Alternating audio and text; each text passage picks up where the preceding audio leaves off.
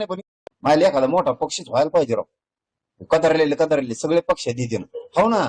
एक पक्षच काढायला पाहिजे एखाद्या पठ्ठीनी आणि सगळ्यांनी त्या पक्षात जायला पाहिजे. टोटल यांच्या धुऱ्यात उलार केला पाहिजे. यांच्याकडे रोल बी आपल्याला काही नाही ना. आणि त्या नवीन पक्षात गेल्याने काही होणार नाही. पण यांची तरी जिरण अपमान तर केला ना तुमचा सगळ्या कार्यकर्त्याचा यांनी.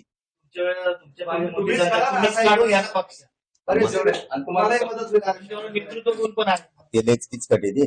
काय राहतं लय किचकट राहत. लय जेवून खाऊन नळ्यान खाऊ घालायला लागतात. कोणाला काही पैसे पाणी लय कुठे नसते.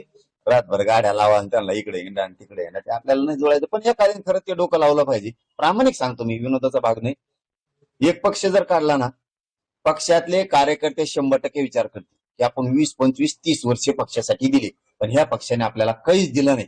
त्यापेक्षा या नवीन निघालेल्या पक्षाने नाही दिलं तरी चालेल, पण नाही देणाऱ्याची आपण जिरू. कॉक्रोच पक्ष मार्केटमध्ये आहे, त्याला तुम्ही समर्थन करणार का? नवीन तरुणाईमध्ये मोठा ट्रेंड आहे देशभरात. त्याचा फेस पाडीला येईन. त्याला त्या देशात ठेवलं तर त्याच्या घराला संरक्षण लावलं तिथं इकडे या ना तिकडे येऊ द्या ना. त्याला निबार माथ्याचं लागत आहे. त्याला धौशीला काकून धमकीचं काहीतरी आलं तर वाटतं ना त्या बिचाऱ्याला. धमकी आली. धमकी काय देतात? थोबाड हाण म्हणा त्याला. धमकी देणारा भेऊ नको कोणाला. काय भ्यायचा संबंध आहे कोणाला? यांच्याच मागं पळायचं का म्हणा. यांच्या दारात कुत्र्यासारखं उभं राहायचं. आम्ही काढलंय त्या पोट्ट्याने काहीतरी येडवाकडं काय पक्ष दाटूमुटीचं काहीतरी केलंय त्यांनी. तर ते त्याच्याच मागं लागले. त्याला धमकी दिली. धमकी त्याला थोबाड हाणायचं. त्याला काय भ्यायचं? पण एक दमदार माणसाने एक खरंच पक्ष काढला ना, लय लोक आहेत त्याचं. लय लोक आहेत. मला एखादा मोठा पक्षच व्हायला पाहिजे राव. कदरलेले सगळे पक्ष देते हो ना.